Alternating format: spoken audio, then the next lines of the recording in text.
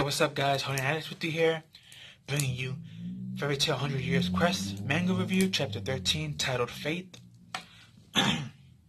This chapter was more of a build-up chapter and a recognition chapter and information.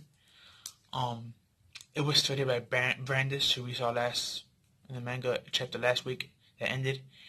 She states to Lucy that the Ares Empire has split up because the Earth is not around no more as an emperor, so a lot of people have split up and either went their own way or it just, staying in the kingdom. Depends on their personality. We find out that Envo and the dude with the memory magic who could bring the dead back, those two were in prison permanently, in jail, because they wanted to cause another war. We find out that the chick with the time magic, the God Slayer, we found out that she stopped fighting and she's a retired soldier and she became a farmer. Jalo, I believe his name is pronounced. I'm probably butchering it, but the guy with the sand powers that Ezra fought twice and Natsu fought and they couldn't beat him, he actually became the emperor. And supposedly, from what she said, is that he's actually grown as a person and he's not as reckless as he used to be. And his grandfather and Jacob, the assassin, are both by his side constantly as advisors. So that's a good thing. Two older, wiser people are with him. So hopefully everything works out with, that part. Hopefully in the future, maybe they can sign a treaty with Fiora and become allies. Who knows? But after all that information she gave us, she also gave us more important information saying that supposedly Aquarius Key is somewhere around here. Which we already knew that because of Lucy flashback, but it was nice to get confirmation. Because, they're both rivals and they're looking for that key. Since both their moms had it at one point in their lives, so. But, she tells Lucy, see you later, and we had this funny moment scene where it's like, she snaps her fingers. First Lucy tells Brandish to make, Gray back to normal. But at the same time, she says that Brandish snaps her fingers and Gray doesn't turn back to normal. But his face lands in her bosoms. And then this is when the funny scene kicks in because we switch over to the Fairytail Guild.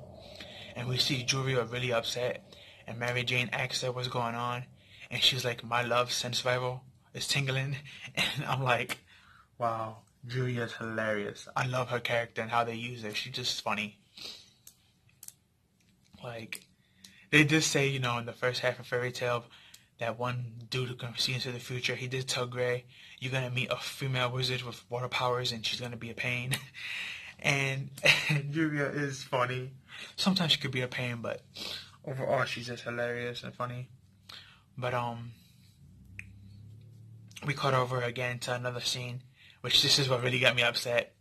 The Jalal versus Luxus. They skipped out on it again for the third time.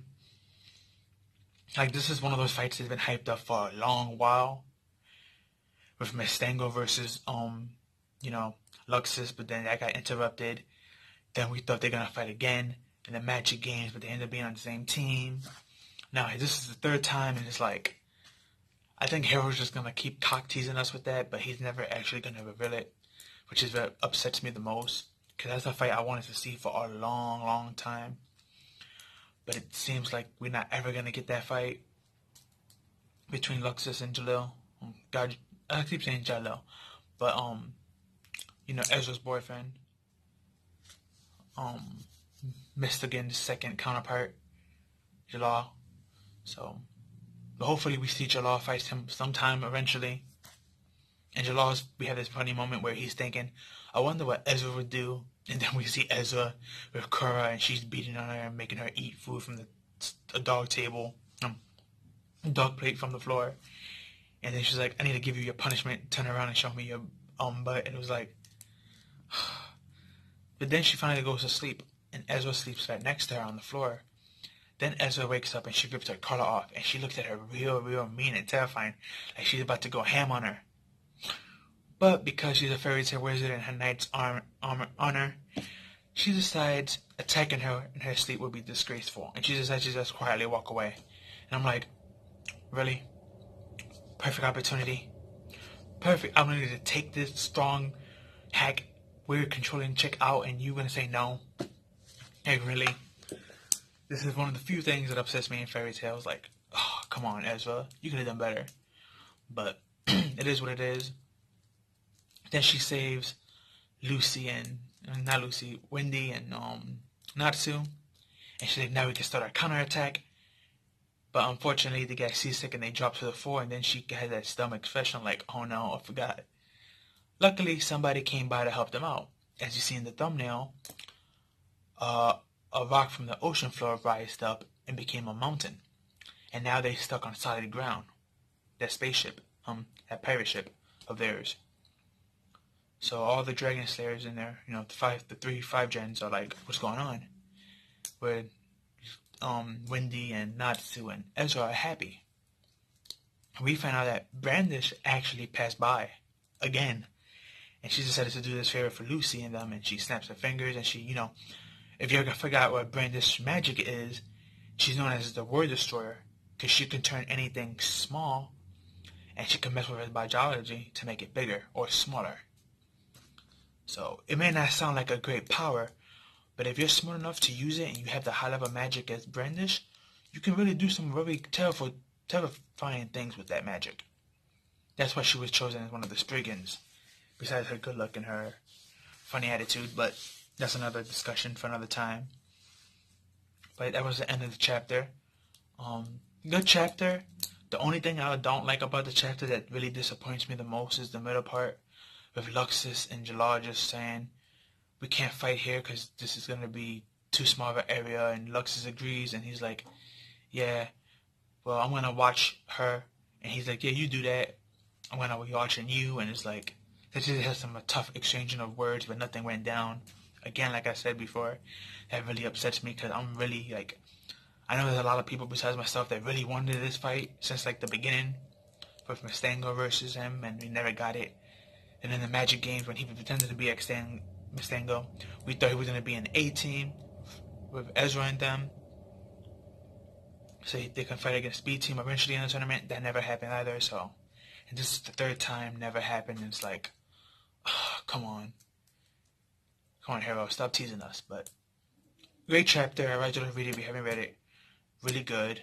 I don't know how Ezra and Natsu and Wendy gonna win against these guys.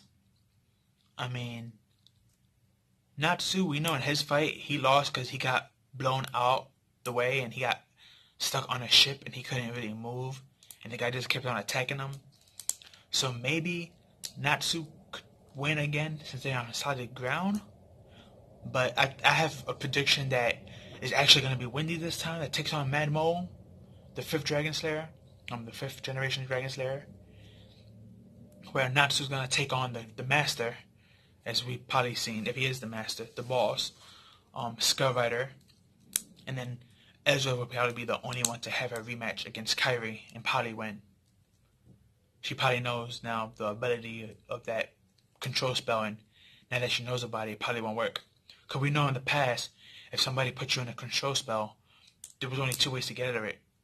Either by a loved one, or by knowing that it's a control spell at all, so you won't be controlled. So maybe her spell's like that. Who knows? But again, great chapter. Don't know how Fairytail is gonna win in this counterattack, but this has been fire lately, and I'm really surprised. I wish this type of writing skills was used for the Alvarez arc. That would have been a nice way to end it, but we got what we got. It wasn't the greatest, but it wasn't as bad either as people say it is, so. But that's all I have for you guys today. Like, comment, share, subscribe, hit that notification bell for more. Share with your family and friends and other YouTubers, and I'll see you in the next one. Peace.